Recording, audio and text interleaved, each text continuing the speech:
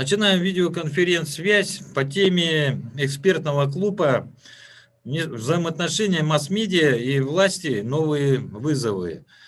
Ну, суть нашего разговора действительно о информационной политике в республике, как главы правительства и муниципалитетов. Хотелось бы, наверное, для начала, все-таки данные вопросы достаточно большие. Хотелось бы для начала дать выступление Елене Тихоновой, потому что она, в принципе, обозначила кое-какие проблемы, которые ее сильно взволновали. Это касаемо, наверное, все-таки то ведение информационной политики в соцсетях, касаемо главы. Я правильно, Лена, говорю, нет? Ну, примерно, да. И это проблема, которая поднимается. Спасибо, Олег. Тогда я могу начинать, да?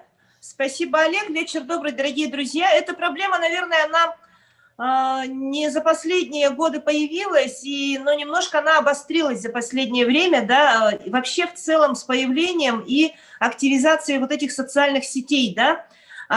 Вот насколько мы все вот с вами, с коллегами и в личке, и в группах обсуждаем, да, вы, наверное, тоже все заметили, что у нас за последнее время, ну, в Якутии конкретно, идет очень, ну, такое акцентирование освещения властей именно в соцсетях. Но это все, конечно, правильно, потому что много представителей молодежного поколения, среднего поколения, они именно активны в социальных сетях. Да, это площадка очень хорошая, удобная, конечно, и мы все ими пользуемся, да, но есть такие опасения, ощущения того, что именно СМИ и государственные, и негосударственные, и интернет-издания, они как бы не то чтобы теряют свою роль, значение, да, и, как вам сказать, идет как бы,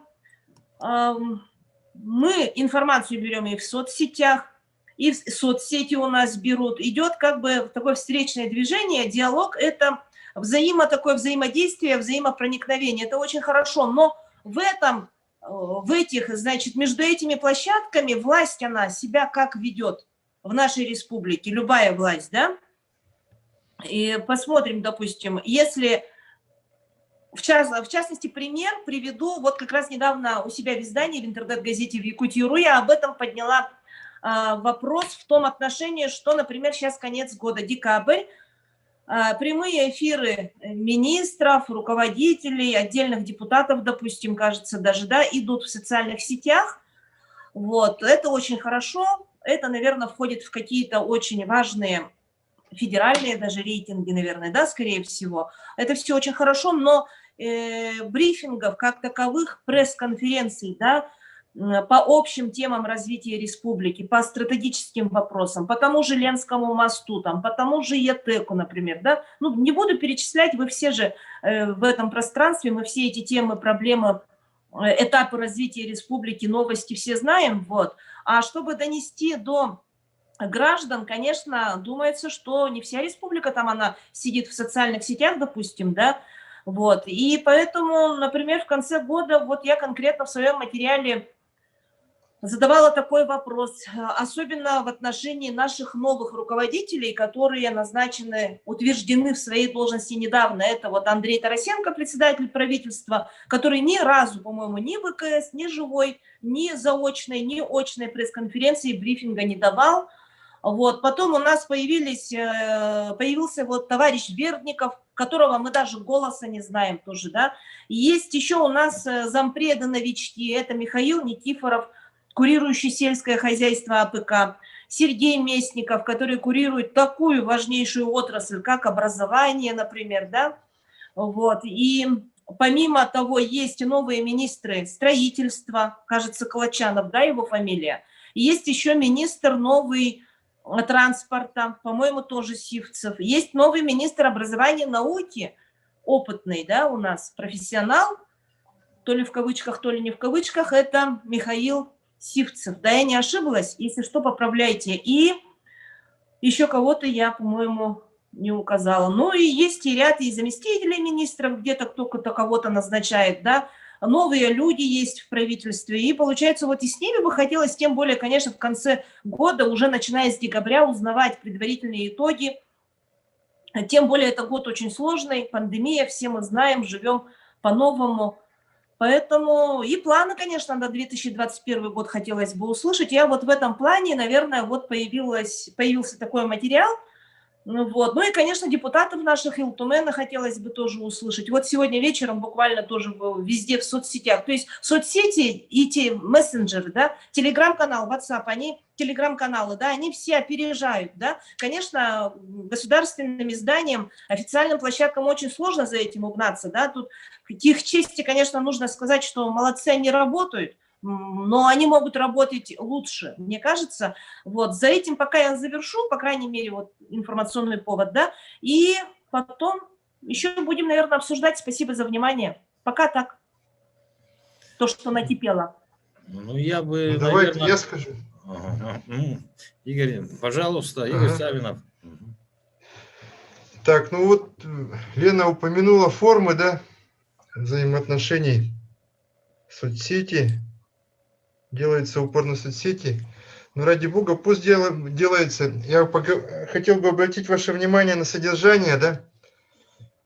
Самое главное, это все-таки содержание. Ну, я бы похвалил нашего Илдархана за ту открытость, которую он открыт перед прессой, да, будучи мэром, ну, практически на всех своих постах. И вот эту линию ему надо продолжать. Он практически всех журналистов нас знает по именам. Сейчас пандемия, конечно, внесла коррективы. Надеюсь, что скоро он вживую будет с нами общаться. Но что касается содержания, да, вот смотрите, на конкретном примере. Недавно все прочитали информацию Forbes, да, о том, что федерального финансирования моста не будет. И как же отреагировали вот многочисленные наши вот государственные СМИ, ну и прочие, так, окологосударственные СМИ. Очень слабо, да? По-моему, Вести 14 сайт что-то написал. То же самое по многим таким глобальным темам, да, вот взять Арктический центр. Там явно можно найти какие-то преимущества, да? Какую пользу он принесет гражданам. Ну, на то и профессия специалиста по связям с общественностью, журналиста, на то она и творческая, да? Что люди постоянно, решая какие-то специальные проблемы, создают инфоповоды. Ну, в общем, что я вам рассказываю, вы все это прекрасно знаете. Ну вот, на тот же Арктический центр реакции 0, да? Что еще? Да, кстати, там вот был конкурс, кстати, местных дизайнеров по оформлению этого Арктического центра. О нем практически никто не знает, да? Так. Ну а что вот взять, вот, например, вот эти соцсети, да, которые послужили толчком, да, к нашему разговору? Вот группа журналистов есть, которые Елена Тихонова создала. И там по поводу этих мультяшных квестов, значит, ну, с таким сарказмом и иронией, да, многие журналисты написали. И вот, конечно, многие, наверное, задумались о том, что это, конечно, очень хорошо, да, идет в народ, да, тиражируется, но в итоге-то какой образ нашего Илдархана создается? Скорее всего, он принижается, да, чем возвышается вот этими мультяшными героями. Просто я бы так далеко ходить не стал бы. Это по сути-то это мелочи. Но они же и создают вот эти мелочи, информационную политику Дома правительства №1. И вот по всем этим вопросам хотелось бы ваше мнение услышать, коллеги. Спасибо, Игорь. Спасибо. Я правильно понимаю, что технология, пиара, которая принята, ну, наверное, в России, да, это все-таки в первую очередь хайп. А хайп он у нас может быть и, ну, разного рода. И, к сожалению, мы можем так констатировать, что в основном этими приемами сегодня все и заняты. И самое, что неприятное во всей этой вещи, честно скажу, у нас информация выдается дозированно. И мы общей картины не знаем. От моста заканчивая, извините, сейчас хоть по пандемии более-менее открыто все стало. И действительно, преподается информация в основном, она как-то, действительно, как-то странная. И вообще, честно скажу, вот мое мнение, какое-то вот, такое неприятное, может быть, кому-то покажется. Но мне кажется, ребята зациклились на, знаете, на сладкой конфетке. У нас какие-то новости все сладострастные, такие вот Да. какие-то даже До картинки у нас, приторности. да, мы живем чуть ли не в раю, и поэтому у нас это и то, и такое ощущение, что вот это сладострастие, это она заменяет, наверное, или прикрывает, вот грубо сказать, да, давайте уж прямо скажу, очковтирательство. То есть направленность Индерхана на результат, она видна, но дальше этого, когда доходишь уже до конкретики, то приходит к тому, что красивая картинка, она прикрывает того, чего нет, в принципе, если так брать. Или мы в крайности ударяемся, когда рассказываем о прокурорских проверках. Очень здорово криминальную хронику мы показываем, так как это все интересно всем людям. Но вот действительно общей стратегии какой-то информационной я не увидел.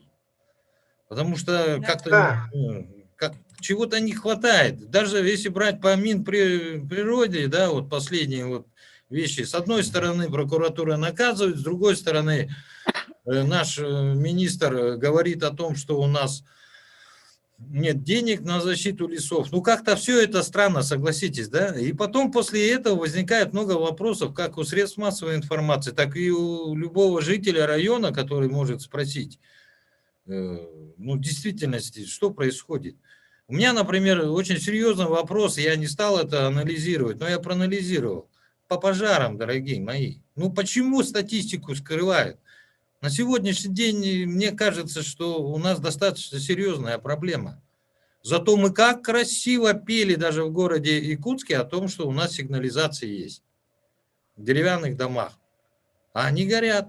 И везде ответ один. Проводка старая. Ну, как-то вот, что-то вот не по-детски все-таки мы... Принцип, по моему мнению, действия журналистов, блогеров или же СМИ, это, наверное, на результат. Да, может быть плохой результат, а может быть и хороший, но результат должен привести к действиям государственных властей, исполнительной, законодательной, к определенным мерам, которые бы могли помочь обыкновенным жителям или улучшить свою жизнь, или просто хотя бы жить нормально. Вот это касаемо, честно скажу, города Якутска по собакам. Ну, честно скажу, ну, как-то смешно звучит. Мы не убиваем собак, потому что их нельзя убивать, поэтому они должны толпой ходить там и так далее и тому подобное. До смертного случая дождемся, а потом начнем уже, так как уже будет прецедент, начнем уже действовать, то есть ну, действовать уже более жестко. Вот здесь вот действительно, когда задаешься этими вопросами, хотелось бы найти пути решения от государственных властей, а вот как-то вот действительно странно, Эрдыхан вроде и приказы отдает, и правильное решение делает, а у нас на местах как-то все это по-другому делается. А потом возникают какие-то проблемы, которые мы все освещаем, правильно? Яркий пример тому, мусорный полигон, извините, два предприятия с уставным капиталом, в котором ходит городской округ, сделали то, чего не должны были делать. Создали такой ажиотаж, и с друг другом выезжали отношения, 3 дня город в мусоре стоял. Ну как-то это все неправильно, согласитесь. Вот поэтому у меня тоже некоторые вопросы возникают в данной ситуации. Как лучше все-таки нам наладить связь по информации между журналистами, блогерами. И плюс, честно скажу, удивила последняя публикация МВД, да, видели, где нас предупреждает о хайпе, о том, что нельзя неверную информацию выдавать, о том, что нам статья уголовная грозит. Ну, извините, в первую очередь информацию-то выдают государственные органы власти, правильно? А потом из этого уже делаются выводы от блогеров и хайперов до средств массовой информации. И вот здесь вот действительно вопрос достаточно серьезный. Как к этому относиться, как лучше это сделать? Хотел бы... Кстати, насчет собак я сегодня был на одном мероприятии, там были общественники с 202-го квартала. Они говорили, что у них такой проблемы нет, потому что активно работает и управляющая компания, и управа. И они моментально, вот жители, ну, видимо, в WhatsApp-группах все же там состоят активисты, пишут, вот там вот 2-3 собаки пробежало, их сразу же вылавливают кто-то. Видимо, все-таки от работы управ все зависит. Ну, я не считаю, что это такая большая проблема, просто на нее внимание что-то много зацикливаются. Может быть, действительно большая. Так скажите, что она большая.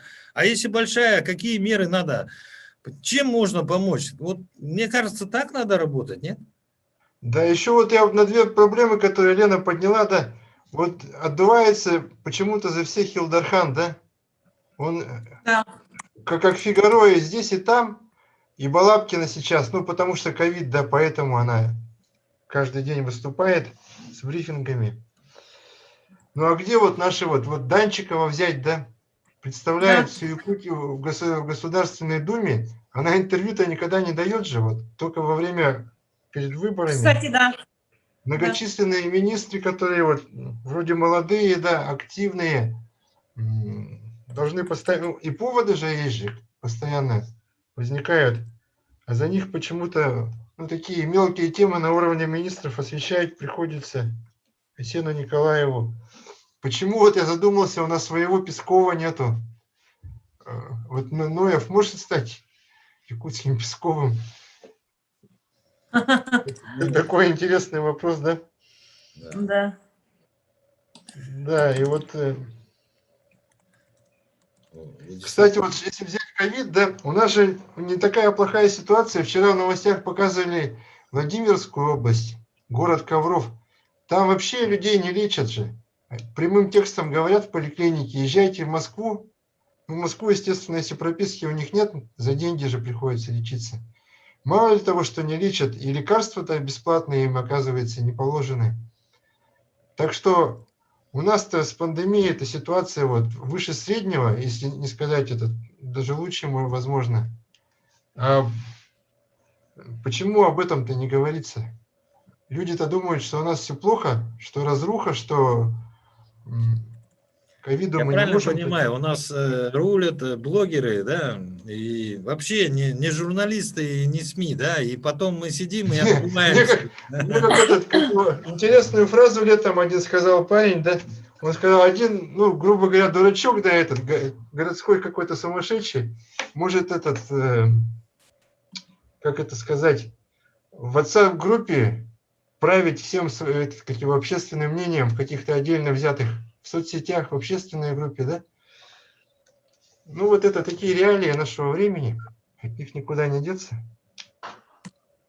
Ну, я бы так ответил на этот вопрос. И, к сожалению, да, вот как представитель средств массовой информации, официально все. Но я не могу ответить блогеру или WhatsApp-группе так, как они позволяют себе говорить, понимаете? У меня есть определенные законодательные правила, и я должен эту информацию сначала проверить, сначала сходить, узнать, потом все остальное сделать. Только после этого я имею право информацию выдать, понимаете? А это время, это надо найти, выяснить. Поэтому есть определенные правила, которые приходится, грубо говоря, придерживаться. И, естественно, как средство массовой информации, ну, не могу я сходу ответить. Может, как человек могу, но как средство массовой информации нет. Вот я хотел бы по этому вопросу к Роману обратиться. Вот ваше мнение, в действительности у нас сейчас рулят не люди, не средства массовой информации, которые обязаны этим заниматься, а именно социальные сети от WhatsApp, заканчивая там всем остальным. И поэтому они создают определенную политику, когда приходится государственной власти, честно говоря, все время оправдываться. Вот здесь вот такой действительно... Добрый вечер еще раз всем, с кем не успел поздороваться. Ну, вы знаете, что я долгое время тоже работал и в традиционных СМИ, в газете «Наше время». Имел опыт работы в информационной в АГИП, в университете работал несколько лет, и сейчас вот третий год работаю в мэрии Якутска.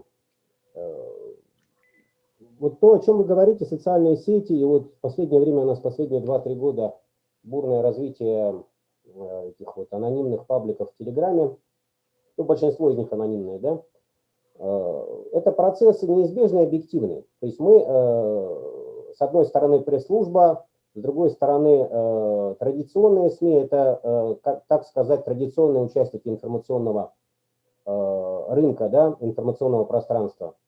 Мы с этим что можем делать? Мы можем либо встраиваться в существующие медиа-каналы, да, вот как Олег сказал, Игорь, я знаю, тоже часто публикуется в Фейсбуке, да, дискуссионные такие темы,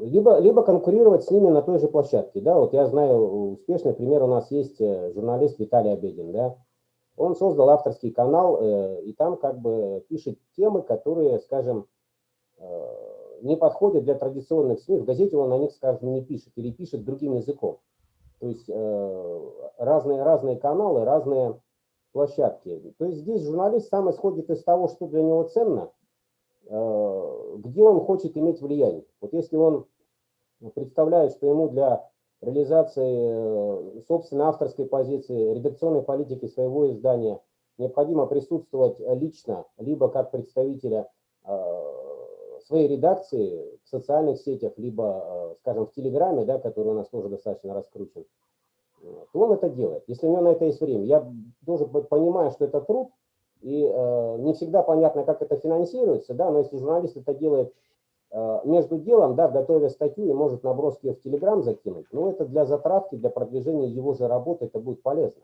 И то же самое социальные сети, журналист может как нигде увидеть реакцию на собственный журналистский труд. То же самое и пресс-службы, да, но пресс-служба у нас все-таки мы больше, у нас работа менее творческая, чем у журналистов, да, мы строго придерживаемся и внутренних регламентов, и федерального законодательства, да, то есть шаг влево, шаг вправо для нас это чревато, поэтому у нас и стиль изложения, и скорость изложения, соответственно, хромает, да, если сравнивать, допустим, с теми же СМИ или социальными сетями, тем более с Телеграмом. Ну, Телеграм мы стараемся городской вести, вот Телеграм-канал Якутска, на котором мы публикуем некоторые новости до того, как они заходят на официальный сайт. То есть журналисты многие этим пользуются. Там Екатеру берет, другие сайты берут, перезвонят мне, спрашивают, это да, я говорю, да, это да, подробности будут позднее. То есть какая-то горячая новость, если журналистам интересно, они ее берут, растаскивают. Безусловно, в этом году у нас на нашей работе сказалась пандемия, да, многие общественные мероприятия, запланированные встречи с медиасообществом у нас, как сказать, ну, прошли мимо. Это тема, о которой хотел сказать, все-таки у администрации городской ресурсы более ограничены в информационной работе, чем, скажем, отдельно взятое министерство, и тем более, если говорить об уровне республики, мы должны понимать, что это, как сказать, вещи, ну, несопоставимые, как Давид и Голиаф, если мы говорим об информационном поле в городе, да, не говоря уже про республику. Поэтому, ну, вы сами все это видите, я просто могу это подтвердить, что мы ресурс социальных сетей вынуждены использовать в связи с ограниченностью ресурсов у нас. Для нас это условно бесплатный ресурс, никаких средств в СММ или что-то мы не вкладываем бюджетных и внебюджетных, да. Поэтому для нас это, ну, вынужденная мера, так скажем. Что касается традиционного взаимодействия пресс-службы с журналистами, мы стараемся ну, следовать букве закона и следовать интересам журналистов здесь, да. То есть когда у нас журналист, скажем, там за полчаса там до сдачи просит уточнить какие-то цифры, мы, конечно, поднимаем там необходимых специалистов и пытаемся эти цифры найти. Хотя, конечно, там по закону, да, у нас там какое-то время есть, чтобы подготовить нормальный письменный ответ. И стараемся к этому же приручать ну, руководителей структурных подразделений, которые наиболее часто подвержены запросам журналистов. Там, скажем, управление образования у нас часто попадает под интерес журналистов, дорожники, ну и так далее. Да? То есть мы стараемся здесь отрабатывать в неформальном режиме, конечно, формальным запросом это закрепляем, чтобы, скажем, ответственные сотрудники могли понимать, что они здесь в соответствии с законом ФЗ о СМИ должны готовить достоверный, правильный ответ для средств массовой информации. И то есть вот такое мое видение. Темы, которые вы, Олег, озвучили и по пожарам, там, и по собакам, и по мусору, они, безусловно, в повестке присутствуют. Но, как сказать, если говорить о собаках и о мусоре, да, это такая серьезная федеральная повестка, которая сопряжена с принятием решений и на республиканском уровне, и на федеральном. Если говорить по пожарам в жилых домах, проблема, безусловно, остается, но если бы мы не ставили сигнализации, если бы администрация, соответствующее структурное подразделение, там СГХ у нас этим занимается, насколько я знаю, не ставили бы, ну, пожаров было бы еще больше. Да, это объективная ситуация, поскольку деревянный фонд стареет. У нас порядка 1000 деревянных домов, зданий многоквартирных. Частный жилой фонд, он практически весь деревянный, да, у нас каменных домов очень мало частных. Поэтому эта проблема существует, и то, что делается по установке сигнализации, это каким-то образом может сдержать вот рост, серьезный рост этих пожаров. И, ну, практика, статистика показывает, что определенная здесь есть помощь от этих сигнализаций, что они помогли предотвратить серьезный ущерб. Когда сигнализация стояла, сработала, и пожарные, скажем, приехали, и как минимум жизни людей спасли вовремя. Да, уж имущество – это вопрос второй, но, по крайней мере, люди там не погибли. Полигон тоже объективно, эта тема будет существовать еще до тех пор, пока не появится у нас новый полигон. Мы все это тоже понимаем. И это на сегодня задача Министерства жилищно-коммунального хозяйства занимается, ну, правительство. Временный полигон будет строить, да, тоже тема такая непаханная, никто ей еще не занимался. Временный полигон будет строить где-то неподалеку от старого полигона, то есть там тоже какое-то время будут мусор складировать. И тема переработки мусора тоже у нас однажды была озвучена в этом году, и как-то тоже потом ушла на второй план. То есть там вопросы связаны с финансированием, с ответственностью, с привлечением федеральных денег. И вот именно поэтому я понимаю, что эти темы, они на сегодня пока не получают такого серьезного публичного обсуждения, и нету фактуры хорошей, с которой журналисты могут работать. То есть какой-то проект и есть эскиз, да, но его журналисты не дают. Его один раз по телевизору показали, и все. Скажем так. Сколько денег, кто будет строить, подрядчики, не подрядчики, тоже вот эти вещи, они за кадром остаются. У нас очень хорошая инициатива, если говорить по собакам, была депутатов Илтумена, Ксенофонтов и кто там еще был, Виктор Федоров, по-моему. То есть они очень хорошие поправки подготовили в федеральный закон. Учитывать климатические, региональные особенности регионов. То есть у нас мы все видим, что у федерального закона есть определенные изъяны, с которыми мы сталкиваемся сегодня на улице в виде чипированных, стерилизованных, кастрированных собак с чипом в ухе, да, которые условно по закону должны находиться там, где их поймали. То есть их поймали, отрезали им, да, то, что нужно, вылечили, там, поставили прививки и выпустили на улицу. Сегодня речь идет уже о сотнях таких собак. Я точно цифру не знаю, но они примерно там каждые 2 недели примерно там по 100 особей выпускают из отловления. Связанная с этим тема постройка приюта. В федеральном законе нигде не прописано, за какие средства должен строиться приют. Почему-то думают, что это должен город строить за свои деньги. Город считает, что республика должна финансировать строительство приюта. То есть вот на этом уровне полемика тоже идет. И нет решения, и нет движения по этой части.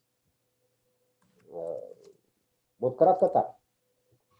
Роман, а я вот прослушал, Давид и Голиаф, это ты о ком сравнения такие привел? Я в плане ресурсов, что у нас всего 2 газеты и 2 сайта имеется в виду муниципальных. Да, Если ну, мы говорим государственные СМИ, там целая линейка. Там районные СМИ, да, одно Сахамедиа что стоит, один НВК что стоит. У города нет собственного телевидения, вы все об этом прекрасно знаете. Хотя в городе живет треть населения. Город не имеет возможности сегодня содержать собственное городское телевидение. вот заказ сделаете округу ТВ. Ну, мы не против сотрудничать с любыми СМИ. Вопрос в бюджете. Вы знаете, что у нас бюджет тоже режет постоянно. По сравнению с 2018 годом у нас бюджет сократился в 2 раза. Годовой бюджет был, когда Сардану Владимировну избрали, порядка 65 миллионов. Информационная работа. Сейчас у нас на 2021 год пока заложили 36. Но я не уверен, что депутаты во втором чтении что-нибудь Роман. не ответят. Да. Роман, Да. вот я тоже прослушала, это расходы на информационную политику города.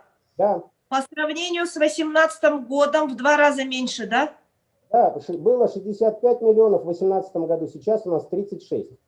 Перед вторым 36. Я еще не уверен, что депутаты что-нибудь там еще не отрежут. Поскольку бюджет в этом году очень тяжелый, Игорь, я думаю, как участник процесса в курсе полностью, все направления жестко порезаны, которые не являются, как сказать, жизнеобеспечивающими направлениями. Ну вот, как бы есть мнение, что СМИ могут там без денег условно работать, да, у вас есть социальные сети, ну вот работайте с социальными сетями больше. Роман, а вот так вот корректно. А в республике сокращение вот на информационную политику, если с прошлыми годами сравнить, не сократилось же или сократилось? Ну, там, насколько я публикации видел на Элтумене, там серьезно сократилось. Ну там порядок цифр совершенно другой. Тарасенко, по-моему, НВК предлагал даже закрыть. Где-то у них Да. около 3 миллиарда было, сейчас, по-моему, 700 000 у них.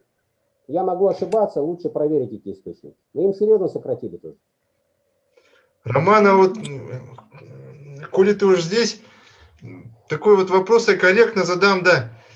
Вот из первых уст руководителей города, там, республики, как ты думаешь, вот какие-то непродуманные какие-то решения, они могут исходить, по-твоему, да, непросчитанные, не с какого... Ну, если Я говорить о обговоренные продаже с доли, да, я представителями. понимаю, о чем вы, к чему ведете. Ну, сейчас же у всех на устах. У всех на устах, да, согласен, эта тема вызвала большой резонанс. Ну, там же объединение округов, даже 2 темы. На сегодня она высказана в качестве идеи, и для ее не надо рассматривать как отдельную цель продать здание и этим решить финансовые проблемы города. Смысл не только в этом. Это может быть 2-й или 3-й пункт.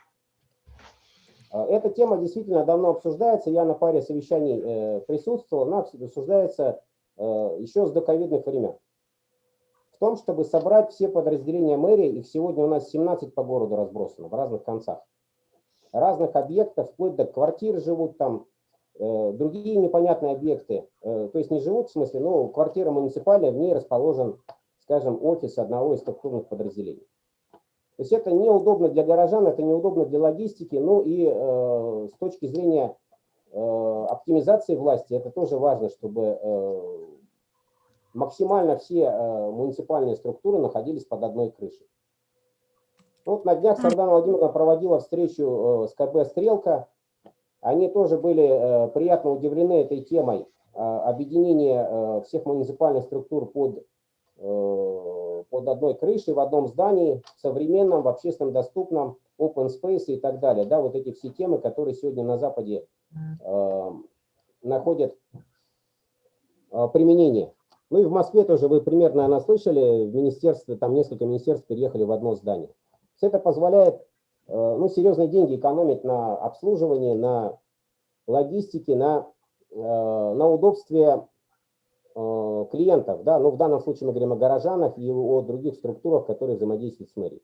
Когда все в одном месте находятся, безусловно, это удобнее. Получается, здание должно быть в 2-3 раза больше, вот этот самый open space. Кстати, что значит это слово, я до сих пор не знаю. Ну, наверное, попробуйте, зайдите на КБ «Стрелка». Посмотрите, у них там похожие какие-то проекты были. Смотреть надо. Ну, то есть это офисы для одной структуры, организованные по принципу одна структура, одно рабочее пространство. А То есть вот у нас хотел есть узнать, департамент СМИ, мы должны там не в 3 кабинетах сидеть мэрии, а в одном пространстве, видеть друг друга, кто как А в работает. других городах есть такие мэрии, которые все подразделения в одном здании собраны? Это ж На уровне невозможно. мэрии, вот почему КБ «Стрелка» взялось бесплатно помочь мэрии с этим, на уровне муниципалитетов таких опытов нет в России. За рубежом есть. За рубежом надо посмотреть, там есть в Европе где-то, в Северной Америке, по-моему, в Канаде где-то были какие-то муниципалитеты. То есть эта тема новая, предельно новая, но с учетом того, что задача стоит, и вы слышали, вот и Мишустин выступал, что нам надо сокращать госаппарат, это, безусловно, эта тема мимо муниципалитетов не пройдет. Безусловно, тема создания вертикали власти, единой, да, публичной власти, она тоже без оптимизации штатов не пройдет. То есть это все звенья одной цепи. И то, что Сардана Владимировна инициировала объединить все структуры под одну крышу и здание выставить на продажу, безусловно, это процесс длительный. Мы понимаем, что там оценка должна быть, там износы, стоимости здания. Безусловно, это должно пройти процедуру внесения в план приватизации через депутатский корпус, там серьезные обсуждения предстоят, это безусловно. И, конечно, общественное обсуждение. То есть мы тоже следим за реакцией людей, есть как бы, ну, такое хорошее восприятие, да, особенно у молодежи, да, которые понимают в этом такую полезную движуху, когда власть становится более открытой и более похожей на что-то современное. Есть и консервативная часть людей, которые считают, что вот мэрия должна стоять в центре и никак иначе, поскольку это, ну, символ, да, некий того, что вот муниципальная власть должна стоять в центре. Вот я читал интервью, не ошибаюсь, если Айталины Никифоровой, она ездила в гости к Солодову. И насколько я понял, их администрация где-то очень далеко находится, совсем не в центре города. То есть вот если говорить о том, где должна находиться власть, в центре или она должна находиться на периферии и этим развивать какую-то часть города или какой-то определенной территории. Здесь вопросов много. Безусловно, эта тема еще будет долго занимать и наши умы, и умы журналистов, и людей, которые, соответственно, будут пользоваться муниципальными услугами и так далее. ну, я могу пример привести. В Салихарде краевое правительство отдельно стоит, честно скажу. Они отдельное здание сделали. А так, эта тема, конечно, она долгая, но меня все-таки интересует возврат к тому, как же все-таки в условиях, так скажем, пандемия же все-таки принесла очень хороший опыт, это удаленку, правильно? Теперь не надо бегать, можно сидеть на ВКСах и проводить совещания. Это для государственных органов власти, мне кажется, самое лучшее, да? Ну, совещаний стало в 2 раза больше в день, так скажем. Раньше, Ну, если было реально поучаствовать да. в 3 совещаниях, то сейчас в день можно в 6 принять участие. Вопрос другой, результативности этих совещаний. А вот здесь и возникает вопрос, как же все-таки лучше работать, на ваш взгляд, средством, ну, информационной политики? Вот видите, вы нам рассказали, что здание, ну, я так просто к примеру говорю, конечно, что здание продажа, как бы так, чтобы закрыть бюджет, подано именно так. А ведь на самом деле же говорится совсем о другом, а говорится о том, что надо поменять, раз мы новая столица строится, арктический центр, поменять вообще структуру как бы исполнительной власти, которая бы реагировала на нужды горожан быстрее и четче, хотя бы в новом здании. Я правильно? То есть результат должен быть другой. Я правильно понимаю идеи вашего вот этого? И вот здесь почему-то средством массовой информации преподается все однобоко. Согласитесь? Ну, Сардана Владимировна пару интервью и комментариев давала по этой теме, да, насколько я понял из ее слов, и я их транслирую еще раз. Продажа здания это ну как правильно сказать, не самостоятельный проект, а это часть реформирования муниципальной власти, которая началась в 2018 году. Я просто напомню, что с приходом Сарданы Владимировны мы, то есть не мы, а она своим решением упразднила одного из заместителей. Сразу же, да, вместе с секретариатом, с аппаратом, с водителями, со всем прочим. Накануне в администрации был создан департамент градостроительной политики и транспортной инфраструктуры. То есть собралась аналитическая команда, решили, подумали, что вот эти две структуры лучше объединить под одной крышей, поскольку там общее финансирование, общие механизмы, общие исполнители и схожие проблемы. То есть решили объединить эти все структуры под одной крышей. Через это сократили часть аппарата. Через это упростили документооборот и перекладывание как бы бумажек из одной структуры в другую. То есть это ускоряет процессы внутри. Сегодня вы слышали, еще одна инициатива была об объединении округов.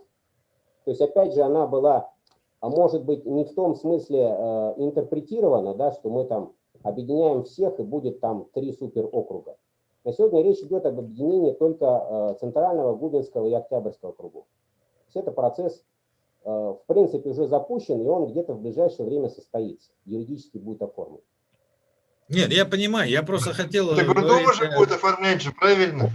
Ну да. Не, ну я-то хотел бы более развернутую информацию. Видимо, мы все время как-то переносим все как-то просто Олег, я хочу сказать, что нам это тоже часто не достает. То есть если мы не можем физически побывать на всех важных совещаниях, на которых обсуждаются все жизненно важные вопросы. И мы с темой встречаемся, это когда мы, скажем, в административном нашем деле видим, что вот принято распоряжение, и вы теперь с этим работаете, освещайте. То есть у вас такая же система, как и у всех, в принципе. Роман, а вот по объединению округов Григорьев же заявил вот на этом ВКС, который был с жителями, что 3 округа это только первый шаг же. Это первый шаг, и на нем как раз это все вот в рамках реформирования муниципальной власти, ее оптимизации. Это процесс, который идет из Москвы, который идет в республике, и который у нас в муниципалитете то же самое движется по своим направлениям. И исходя из интересов территории, исходя из их схожести. Вот эти 3 округа объединяются потому, что они более-менее благополучные, и проблемы в них тоже схожие. То есть там практически везде каменный фонд, достаточно благополучное жилье, люди достаточно, ну как сказать... Одни и те же проблемы, Григорьев говорил. Да, одни и те же проблемы, одни и те же достоинства, которые можно решать дешевле. Взяв в ней проблемы решать дешевле, разработав там общие проекты, общую стратегию развития для более крупной территории. С округами понятно, но мы уже почти час сидим, я предлагаю вот вернуться к основной теме. Кто информационную повестку создает у нас в республике? А можно я быстренько скажу, вот по городу, да? Слышно меня, нет? Или Да, нет слышно, звука? конечно. Да, Слышно? я, во-первых, хотела поблагодарить всех присутствующих, да, вот пока в конце не забылась, и будем быстро очень отключаться. И вот Романа особенно, да, было, еще раз скажу, приятно очень увидеться. И еще хотела, Роман, сказать спасибо большое, что в группе журналисты Якутии летом, ну, в конце, ближе к осени, ты посоветовал нам рассмотреть вот по теме Конституции, помнишь, да, СМС-ка, вот, ну, общались там в группе, мы же потом ее эту тему рассматривали, вот, Шамаев много интересного нам сказал в экспертном клубе. У него трибуны не хватает говорить сейчас, конечно, тема интересная. Да, по крайней мере, тема была рассмотрена, вот, и я хотела спросить, может быть, вот очень интересно, иногда вот действительно мы все вот в этом, в Телеграме, в WhatsApp, в Фейсбуке, там на своих сайтах, да, а вот при живом общении оно как-то лучше воспринимается. И вот мысль такая пришла вот сегодня, когда мы сейчас общались, может быть,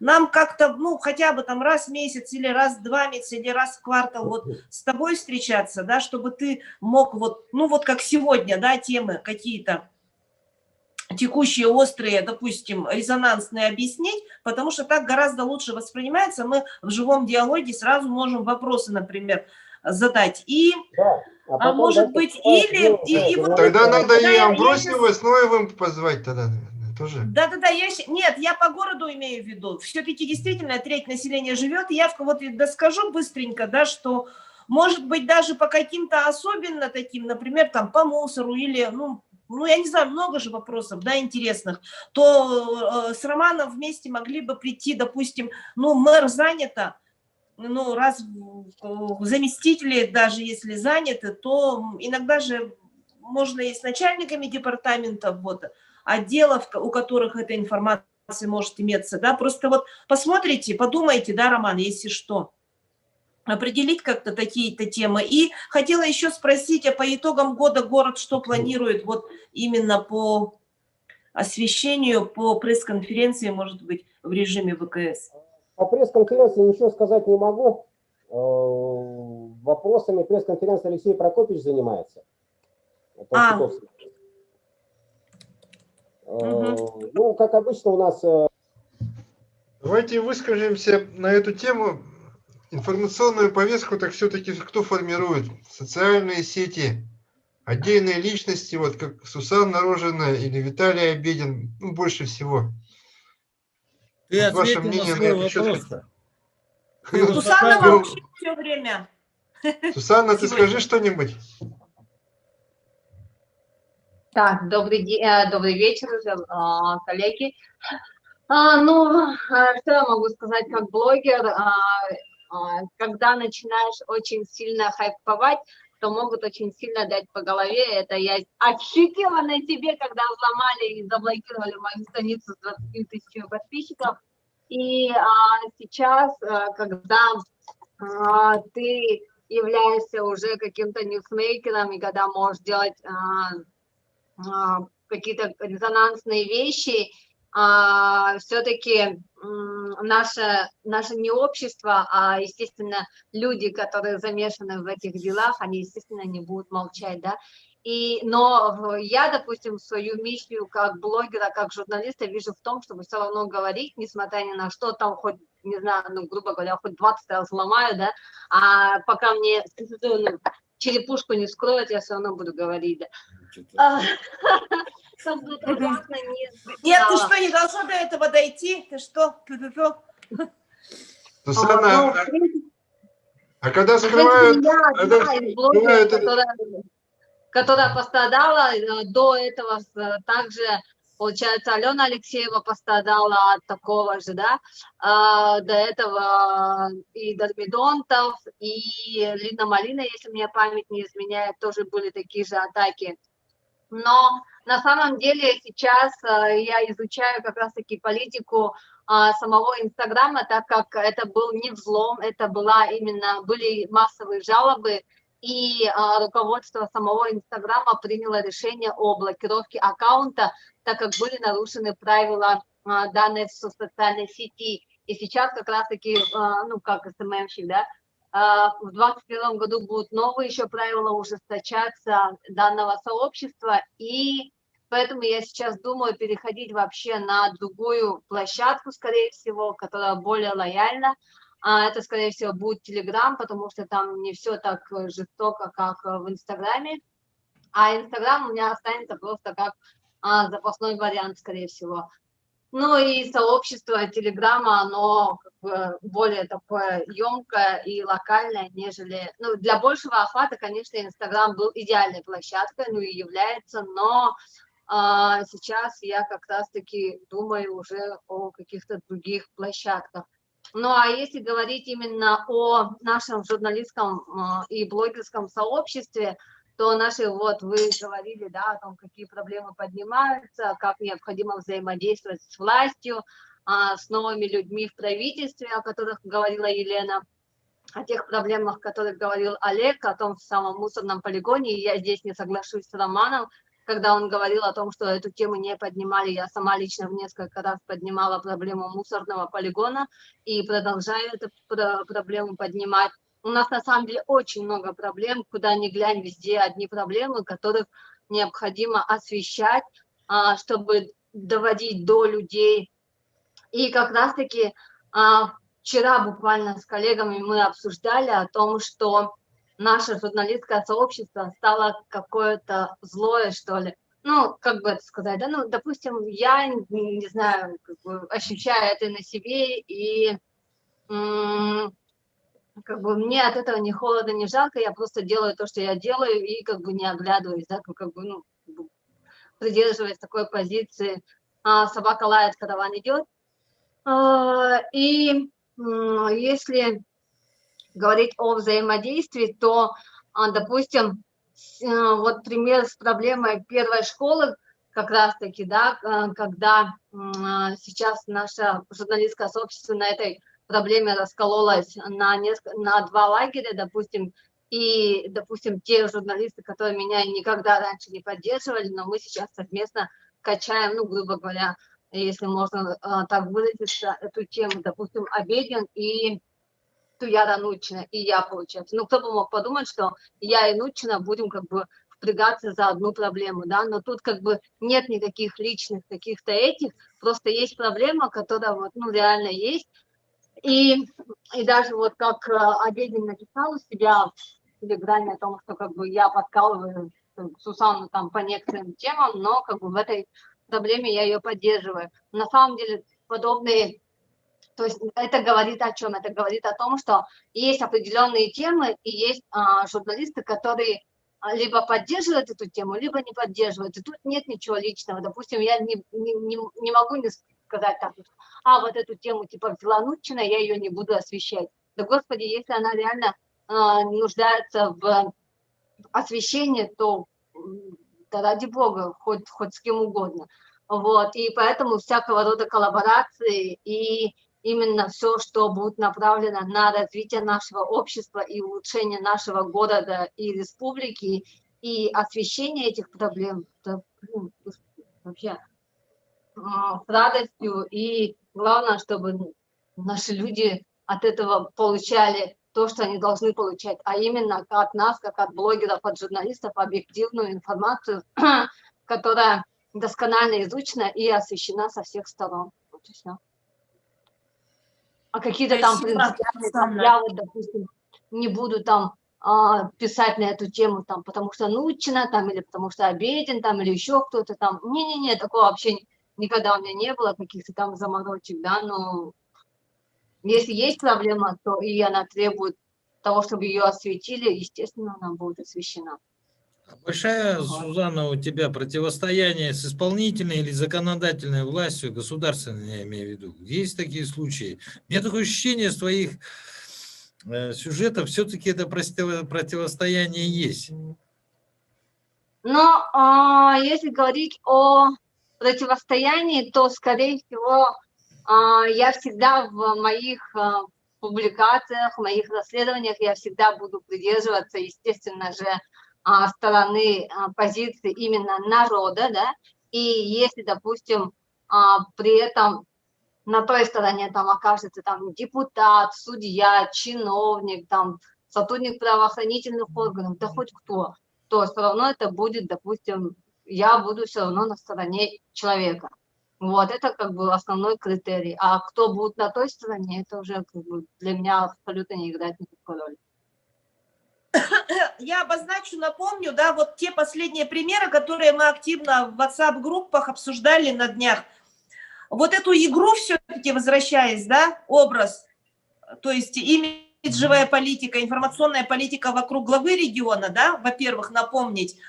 И напомнить я хотела вот на примере тоже очень свежем, вчерашнем, с Яной Лапиной, которая вчера только узнала, почему Алросу назвали Алросой. Да, вот, мы же вчера или когда и до этого, ранее мы поднимали проблемы кадровой политики, вообще качества в сфере вот именно связи с общественностью и качество работы государственных СМИ на примере, ну, примеров много, я об этом писала и раньше, и сейчас, лишний раз не буду ваше время сейчас использовать, вот. По кадровой политике. И напомню, что мы в нашем обращении в конце мая, помните, да, мы же с вами эти вопросы тоже поднимали. Вот, а в последнее время я сейчас хочу, возвращаясь вот к сказанному Олегом, Игорем, Сусанной, Ромой, когда мы до этого говорили о том, что почему, в чем может быть проблема того, что некоторые вопросы и проблемы развития республики, города остаются как бы за бортом. Вы знаете, мне кажется, что все мы, это, наверное, стиль времени, требования времени, мы перешли на такой формат маленьких объемов. То есть Быстро, конечно, в Телеграме, в WhatsApp, где-то в социальных сетях 2 репликами тему обозначить, там мнение или комментарий, и все, поехали дальше, потому что поток идет непрерывно, информационный, да. Новостей просто вот, я не знаю, как просто наши читатели даже ориентируются, даже если мы, журналисты, уже начинаем как бы, ну, просто как вот очень много тем, очень много информационных поводов, к сожалению, и негативных тоже, да. Вот, и здесь я хотела сказать, что просто государственным СМИ, почему я вот про качество их работы говорю, да, ну вот смотрите, на Сахагове выходят пресс-релизы министерств, допустим, да, ну, общественных организаций, да, там, каких-то хозяйствующих субъектов, ну, позитивные, вот, Олег, ты сказал, да, сладострастие вот это вот информационное идет, то есть сплошной шоколад идет, хорошо, он идет до приторности иногда. Что делает Ясия? Ясия берет, меняет, допустим, заголовок или что-то добавляет, какую-нибудь, может быть, справку. Все, поехали дальше. Смотрим газету «Якутия». Почти то же самое. Про сахаязычные не буду говорить, потому что я их не читаю особо. Государственные я имею в виду, да. Вот. По поводу, значит, проблема может быть в том, что вот темы, которые мы обозначили, крупные, да, вот оптический центр, да, Игорь, или вот проблемы те, которые вот, Сусанна, ты поднимаешь, да, вот и по полигону, и по пожарам, вот Олег, допустим, поднимает, плюс вот Ленский мост, да, много у нас, чего можно было бы именно положить в формат хорошего, добротного, аналитического, информационно-аналитического материала. Но этого вот мы пришли к тому, что государственные СМИ наши не делают. Они сидят друг у друга, перепечатывают в основном. Темы идут одни и те же, хорошо, ладно, это как им дадут, допустим, пресс-службы или там какие-нибудь, ну, спикеры новостей, допустим, да, или пройдет какое-нибудь совещание, там состоится информационный повод. То есть это я хотела сказать, пока не забыла. Вот, то, что аналитики нет. А независимые издания, которые хотели бы делать эту аналитику, допустим, или мы стараемся что-то делать, да, это, конечно, ну, недостаточно, потому что действительно в нашей республике, в нашем городе много не только проблем, да, но это жизнь, хорошо, проблем много, потому что меняются законы, где-то там пандемия у нас влияет, где-то у нас там федеральные там какие-то федеральные изменения, допустим, ну, экономический кризис, хорошо, но ведь хорошего тоже много. Хорошее вот как раз остается за бортом. У меня вот такие иногда бывают ощущения, что наши официальные органы, да, печати, они или пресс-службы, вот именно те, которые вот, ну, я имею в виду площадки Сахагова, Ясия, допустим, и газету «Якутия», например, да, вот идет, как вам сказать, больше, наверное, реагирование на негативные информационные поводы, да, информационные угрозы. И поэтому то ли у них людей не хватает, то ли что, да, может быть, ресурсов каких-то не хватает. Но из-за этого, вот, мне кажется, страдает именно та часть позитивная, аналитическая, даже, я бы сказала, не побоялась этого слова, стратегическая. Например, у нас есть много достижений у властей республики, много достижений у администрации города. Согласитесь, не все же так плохо, да? Есть много достижений огромных у наших районов, у районных администраций, да, есть чему друг у друга учиться, обмениваться опытом, например, да. Кроме того, у нас есть такие вопросы, которые, например, вот, ну, глобальные, например, вот как Конституция, помните, как она сейчас будет ложиться на нашу жизнь, да, вот, те проблемы, которые, допустим, Шамаев поднимает по Конституционному суду, вот их конгресс, да. Есть вот вопросы и проблемы, вопросы развития духовности, веры, религии, там, нашего языка якутского, допустим, и других, да. И здесь я вот хотела бы что сказать, даже пока не забыла.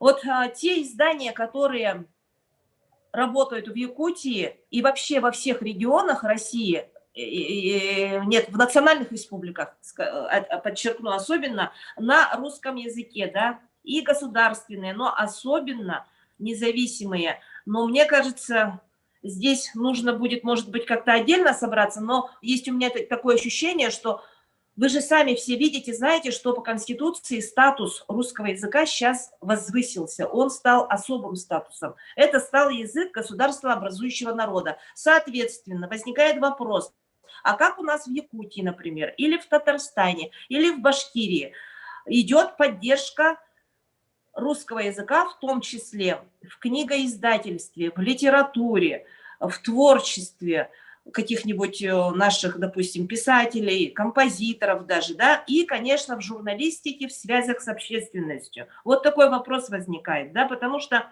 тем более на фоне того, возвращаемся, у нас замкнутый круг получается, все упирается в кадровую политику. Эти проблемы мы с вами тоже поднимали вот как раз в конце мая в своем обращении. И извините, ребята, но стыдно, когда государственное, правительственное издание, и Ясия, и газета Якутия, да, и телевидение, допустим, ну, иногда тоже допускают, но у них больше как бы орфоэпические, да, могут быть. А язык-то русский должен быть грамотный. И это относится и к нашим депутатам, к нашим многочисленным министрам, пресс-службам, министерствам, которые вот ведут социальные сети, да, лишь бы успеть написать там, ах, я пришел там на какую-то встречу, ах, там я с кем-то встретился, вот у нас что-то прошло, да. Но, ребята, ну давайте, еще раз скажу, когда я об этом тоже говорила, давайте бережнее относиться к русскому языку, потому что независимо даже от Конституции, потому что от грамотности тоже зависит многое. Лицо власти, как бы, ну, здесь требования особенно есть и в журналистике тоже государственной и независимой. Вот, якутский язык, конечно, как второй государственный у нас в республике тоже должен иметь очень, наверное, достойные условия для развития и для сохранения, не говоря уже о языках коренных малочисленных народов. Вот видите, у нас проблем много, а мы вот сидим и в Телеграме, в WhatsApp, вот, потом в целом вот эти кадровые вопросы, все, что вот мы в течение последних лет с вами обсуждаем, вот особенно после того, как у нас активно начал работать экспертный наш клуб, да, и после вот того, как мы сейчас планируем свою работу, ну, на первое полугодие следующего года по своей общественной организации, по Союзу журналистов и блогеров, да, наверное, мы отдельно еще соберемся, да, если никто не против, по планам. И здесь с этим тоже связано, вот с этими планами, и в целом то, что с кадровой политикой, вообще к чему идет наша отрасль журналистики в этих современных условиях, как наша отрасль журналистики, вот возвращаясь к теме нашего обсуждения, отвечает новым вызовам, то есть не только со стороны властей, но и от нас самих, как идет вот это вот реагирование на новые условия, новые вызовы, да, как мы можем найти какие-то точки соприкосновения, какие-то вот параллельные миры с властью, чтобы принести больше пользы людям, чтобы нам как побольше контролировать власть, потому что контроль над работой властей – это же тоже одно из основных направлений работы в журналистике. И каким образом сделать так, чтобы власть нам давала не вот этот вот приторный шоколад, да, допустим, освещала в своих материалах, любая власть, а для того, чтобы они были открыты и для независимой журналистики, чтобы мы могли в любое время получать у них ответы. И опять мы возвращаемся к тому, что вот, например, у нас, по-моему, за второе полугодие, например, пресс-конференции Илдархана не было. По-моему, вот было только в начале июня, помните? И повторять не буду наших новых руководителей и министров. То есть не надо сильно акцент на социальные сети делать не надо. Иногда порой некоторые прямые эфиры в социальных сетях, они проводятся как просто книга жалоб. У нас там что-то лопнуло, у нас там чего-то не привезли, не довезли, почему у нас, допустим, уходит свет, например. Да, это хорошие вопросы, то, что эта работа в прямых эфирах в социальных сетях, она нужна людям, конечно, и самой власти Это не работа Илдархана вообще-то. Это работа тех служб, которые этим занимаются, правильно? Ну почему? Ну да. Я сейчас быстро это скажу, а то я сейчас мысль потеряю, уйду куда-нибудь в дебри, да. Вот, и поэтому, но ведь мы журналисты, именно мы журналисты средства массовой информации, независимые интернет-издания и блогеры обязательно формируем общественное мнение в том числе, да, как бы являемся там определенными участниками этого процесса, и поэтому с нами встречаться, наверное, представителям властей нужно почаще, тем более сейчас в условиях пандемии это можно делать в режиме ВКС. Вот, то есть вопросы-то у нас накопилось очень много вопросов. Вот. И по поводу в целом вот отрасли, да, об этом тоже можно было бы поговорить. День печати у нас вот в январе приближается. Ну, вот такие вопросы у нас есть. Большое спасибо еще раз. Ага. Вот мое мнение, да, если честно, согласитесь, нет стратегии информационной политики вообще. Ее просто Нет, не да. существует. Есть такое понятие информационного выкладывания информации без определенных вещей. Единственный, кто дает эту аналитику, почему-то у нас Индерхан дает. Хотя я так и не понял, почему об Алекминском улусе, например, говорит Индерхан, когда говорить должен, извините, министр Арктики. А? Нет? Я вот Аймиконский скажи. Аймиконский? Нет, Алекминском он недавно был, глава республики, и об аналитике развития Алекминского района говорил Индерхан. Оленевский. Оленевский, да. Оленевский. Там его встретили пышно еще. Не, понимаю, но... Да, Черноградский должен говорить, и новая глава Иванова Лена Степановна, которая избрана же как раз. Нет, я не критикую, я просто понять не могу, почему все сводится к одному человеку, при этом Да, я сейчас да. работаю над определенными проектами, вы не знаете, куда я попал. Это вешалка. Ну и на сегодняшний день та политика, которая существует, которой нету на самом деле, я так понимаю, что... Может быть, у меня заключение очень неприятное, к сожалению. У меня такое ощущение, что есть командно-административный ресурс, который сейчас работает во всех медиаресурсах республики. Все. Там не приветствуется ни аналитика, не приветствуются другие формы рассказов. Я так понял. Больше ничего. Вот мне такой вывод вообще неприятный. То есть, грубо говоря, цензура, что ли, Олег? Нет. На самотек просто пустили все. Командно-административные ресурсы. Когда человеку ставится задача, он ее должен выполнить. А как он ее выполнит, красиво, некрасиво, никого это не интересует. Плюс ему дают информацию достаточно ограниченную. И, соответственно, получаются какие-то казусы.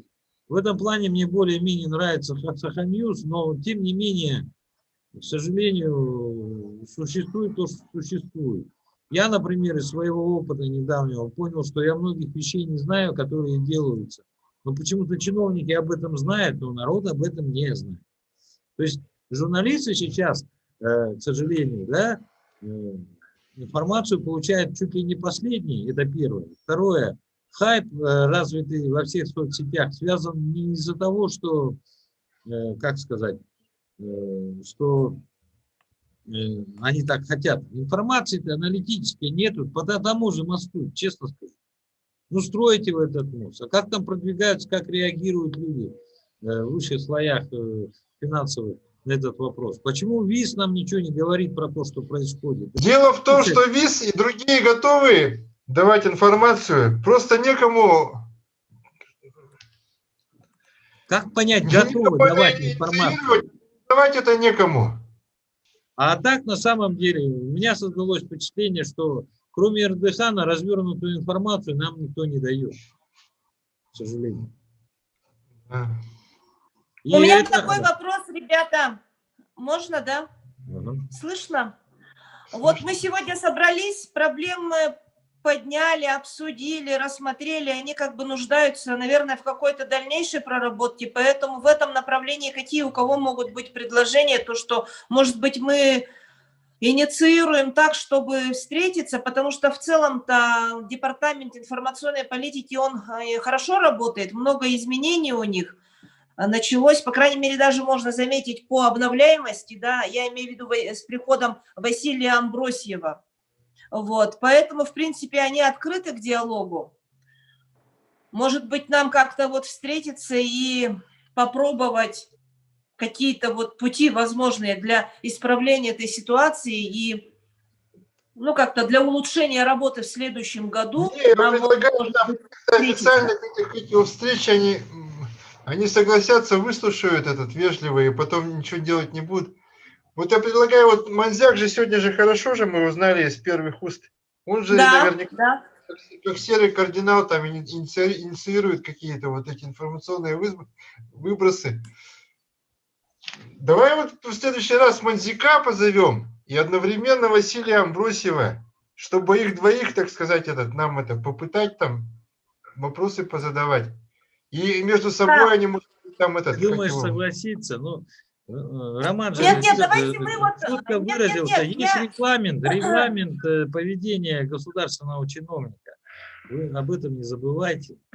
То, что Роман к нам подошел, да, а дадут Амбросию... Ноев точно не пойдет, наверное. Мне кажется, немножко неправильно. Поэтому нам, нам, наверное, нужно... В принципе, проблематика, она четко понятна, да, мы все уже чувствуем, что что-то нужно менять, да, в этой работе, и чтобы больше было вот вовлеченности, допустим, и негосударственных СМИ, и интернет-изданий, и журналистов, и блогеров, да, и ветеранов нашей отрасли. Вот опять мы возвращаемся к тому содержанию нашего обращения, на которое вот господин Владимиров, Афанасий Семенович, он просто отправил нам отписку, помните, да, летом она пришла, там через месяц, пара абзацев, просто ни о чем. Чтобы этого не было, ну давайте, может быть, мы попробуем, ну давайте тогда отдельно это обсудим. Вот. Я предлагаю завершить немножко по-другому. Я просто считаю, что в нынешней ситуации рулит аноним. WhatsApp, Facebook, все соцсети. Да. А государственные органы власти вынуждены заниматься, ну, как бы, ответы на вопросы. Ну, это же говорит о многом. Это говорит о том, что государственная стратегия немножко запаздывает перед нуждами тех же жителей. Наверное, в этом и есть загвоздка.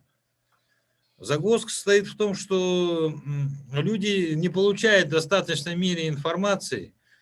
И соответственно, плюс есть такое понятие командного административного аппарата. Я не знаю, как это назвать, да, с которой мы в начале пандемии же столкнулись. Неисполнение, извините, приказов вышестоящего руководства.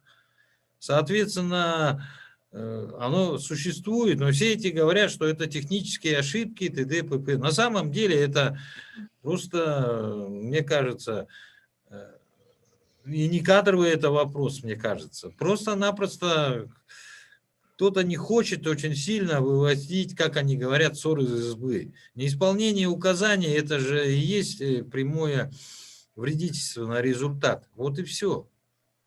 И вот здесь и собака зарыта, мне кажется. И все. Да, я быстро скажу. Знаете еще в чем, да? Люди, жители республики, граждане, якутяне, они интересуются, им полезна та информация, вернее, нужна, даже порой жизненно необходима бывает та информация, например, очень простой пример. У нас законы федеральные, республиканские меняются, не знаю, там на дню по 5 раз, наверное. Вот даже сессия Илтувена прошла, или сессия Государственной Думы прошла, да, пленарное заседание. Вот правильно говорите, Данчикова, она иногда только пиарится. Тумусов, он, может быть, тоже информацию, он активнее Данчикова, он в социальных сетях есть, да, но он тоже же не обо всем рассказывает. Поэтому вот насчет того, что депутаты Госдумы, тем более у нас думские выборы предстоят, да, вот, ну, будут, наверное, отчитываться, да, но это ладно, черт с ним, с их отчетами, да, как говорится, и без того понятна их работа. Я имею в виду то, что люди обладают определенным правовым нигилизмом. Мы, журналисты, тоже, мы просто не успеваем все эти информации взять и донести до своих читателей. Я вот максимум, что могу успеть, это ухватить федеральных СМИ какие-то аналитические хорошие материалы и их раскидывать по своим пабликам, по своим каналам, да. Мы все вот этим занимаемся, но ведь нам интересно иногда знать, вот, допустим, вышел закон там о самозанятых, или там закон вышел, там что-то в пенсионном изменяется, или вышел закон там, ну, я не знаю, там о налогообложении каком-то, да, изменениях. И я считаю, что наши министерства и уполномоченные органы в этой отрасли, они должны все это приложить на наш регион и простыми словами, начиная там от министров, депутатов, там, заканчивая главами районов, они вот должны все это до людей доносить. Знаете почему? Прежде всего для того, чтобы люди больше узнавали о своих правах, об изменениях в законодательстве, чтобы они, если что, могли успеть этим воспользоваться. Тоже простой пример. Все говорят, господдержка, там сколько-то миллионов, триллионов, там миллиардов вот субъекты малого предпринимательства получили, бизнес малый, да, или, допустим, там, я не знаю, ну примерно, да, а где эта помощь, она именно, кто ее получил, как ее получать, там, по-моему, чтобы эту помощь получать, вот Обедин Виталий тоже не раз проблемы эти поднимал, да там пройти надо столько-то, вот извините меня, это вот как квест отдельный. Там эти бумаги заполни, этим требованиям соответствуй, и, ну, много об этом можно говорить, то есть власть с помощью журналистов, блогеров, средств массовой информации, она должна в конце концов, да вот прям вот приносить пользу людям, не только рассказывать о своих достижениях, да, а доносить до людей вот эти все изменения, чтобы люди смогли вовремя сориентироваться, например, жители районов, да, вот эту дальневосточную ипотеку, там, дальневосточный гектар, да сам черт там ногу сломает, например, да, как это получить, как это, например, чтобы люди смогли использовать, каким, например, вот, ну, много же вот таких моментов бывает, да, и по дистанционному обучению, например, ну, а как это все делать? Поэтому вот, Олег, ты очень правильно говоришь, в том плане, все вы говорите, мы все говорим о том, что власть, она, государственные СМИ, вернее, они сейчас заточены на то, чтобы освещать работу Илдархана, правительства, министерств, там, депутатов Госдумы, Илтумена, да. Ну, ребята, ну это делайте в социальных сетях, тем более это все сейчас бесплатно, это все сейчас можно сделать. Но тогда вы ориентируйте Сахагов, там, Ясия, газету Якутия, Сахасиря, ориентируйте на то, чтобы там было больше полезной информации для людей, а не просто так там кто-то пошел на совещание, кто-то съездил в какой-то район или кто-то с кем-то там.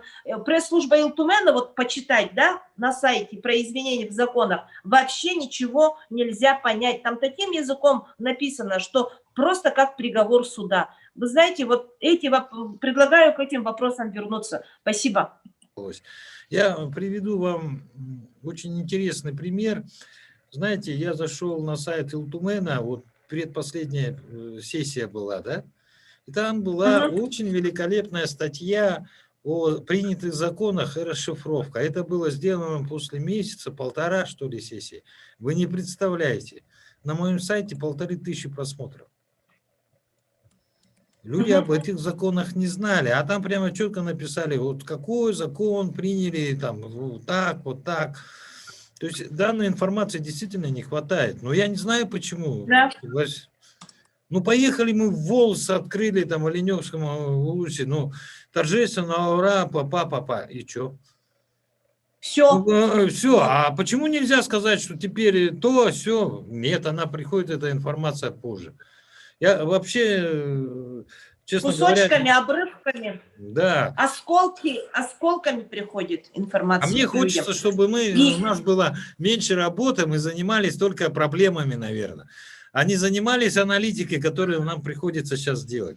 Вот любое дело возьми, от полигона до этого приходится информацию вытягивать. А ведь, оказывается, есть определенные правила, есть, оказывается, нормативы, по которым чиновники должны работать. Так откуда мы о них знаем-то? И вот здесь так, возникает проблема. На обращение граждан в течение 8 часов же в социальных сетях главы и, по-моему, председателя правительства же тоже приняли. При Солодове же тоже 8 часов было. Именно на соцсети главы и председателя правительства. Не путать да. жалобы с определенными доводения информации. Страдает информация. Ну, сказали, что, например, я просто яркий пример скажу. Сказали, будем сносить дома в следующем году. А почему не сказать, какие и сколько? Сразу, да. Вопросы сейчас задают люди, и шары вылупили, и все. А хайп идет какой? У меня дома, ну вот, смотрите в соцсетях, там различные дома в российских районах плохо. Я не понимаю, почему надо говорить так красиво, но не сказать, какие дома и сколько. Я вот тоже этого немного не понимаю. А я-то знаю, что программа переселения граждан, она уже принята, есть планы, есть даже номера домов. Но почему вот этого не доводит до людей, я не знаю. И вот это возникает наша с вами проблема, да. К нам обращаются, ко мне люди, да, но я им помочь-то ничем не могу, потому что у меня нет информации. И они И начинают... возможности получить тоже нет. Да, Да. и начинается, ну, может, я найду, да, но проблема-то стоит, он-то просит решить проблему, а я-то, ну, я понимаю, а там элементарная вещь. Скажите, мой дом будет сноситься и в каком году? Все. А если не будет, сколько мне в нем жить? Ну, в принципе, все житейское. И это касается колоссально всех так проблем. А информации нет. Вот Романа уважаю, все. Ну, на самом деле-то они тоже должны. По собакам так красиво говорит и виноват. А что, это проблема, что ли? Вот, по моему мнению, нет. И просто сделали хайп своеобразный.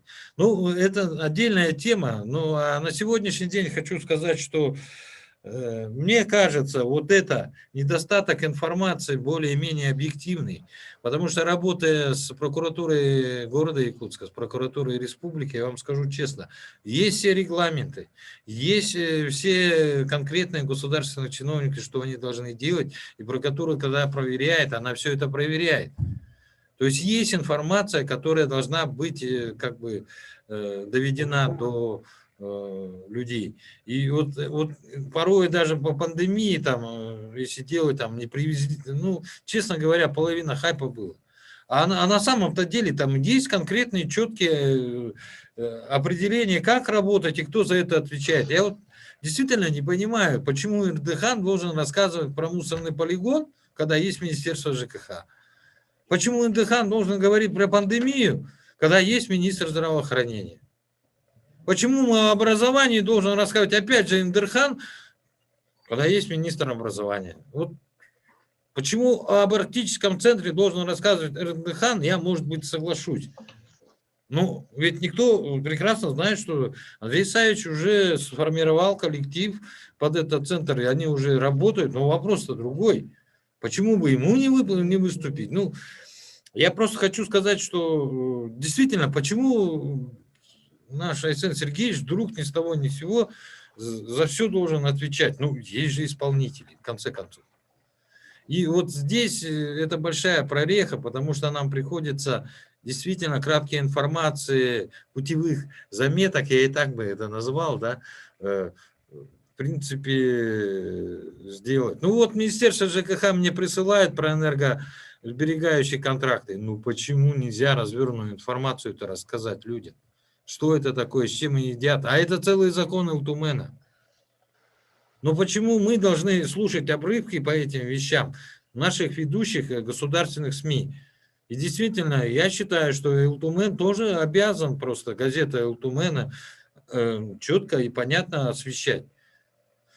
Здесь вопросов много, но они, ну, честно скажу, я вот почему так вот много говорю, я просто удивлен другому. Зачем мы об этом говорим? Вы помните те времена, мы даже и первого президента взять и так далее. Да. Там же четко понятно было. Мы задавали вопрос не почему, а мы задавали, а можно ли нам туда решить наши вопросы? Тогда было так. А мы сейчас задаем вопросы, а почему? И везде такие вещи. Ну, честно говоря, вот это и есть, называется, новые вызовы. Раньше были вопросы одни, а сейчас слово «почему». Почему мы строим дом, а почему мы строим мост, а почему мы строим это? Ну, в стратегии республики все написано. Ну, ответьте на этот вопрос просто и понятно. Есть законы. Извините, их надо исполнять. Там же все четко написано. Нет, мы сидим и начинаем даем повод для хайпа, для оскорблений, извините, для определенных вещей. Доходимся до мультиков, я все понимаю. Мы вокруг одной и той же темы ходим же, вот это, все это в кадры упирается, в профессионализм. То, что Илдархан сам выступает, это тоже можно понять. Из его уст это как бы сразу широко тиражируется и воспринимается лучше населением, чем, например, скажет тот же министр какой-нибудь. Министр там скажет, и никто не заметит. Не, ну... Я говорю, это информационная передозировка, и ответственность у всех должна быть солидарная. Ну да, это перебор, конечно, если он каждый день там в неделю по 2 раза выступает, это, конечно, тяжело, и зачем это? Это И очень перебор много уже. прямых эфиров в соцсетях, а журналистами вот Да. в этом году только... Илдархан же должен по каким-то глобальным вещам выступать, касающимся всей республики. А Предложение какое? Ну, да, давайте мы тогда это еще... В общем, мы поговорили, обсудили. Большое спасибо всем. И мы поняли, что проблем за одной как бы другая открывается. И предлагаю это тогда в WhatsApp-группе в эти дни за выходные проработать, еще подумать нам надо. Немножко же нам самим-то тоже время нужно, да, переговорить с коллегами, которые многие не могут в группах говорить, а общение идет в личке, допустим, да, и потом уже, ну, за выходные подумать о проработке каких-то, может быть, предложений.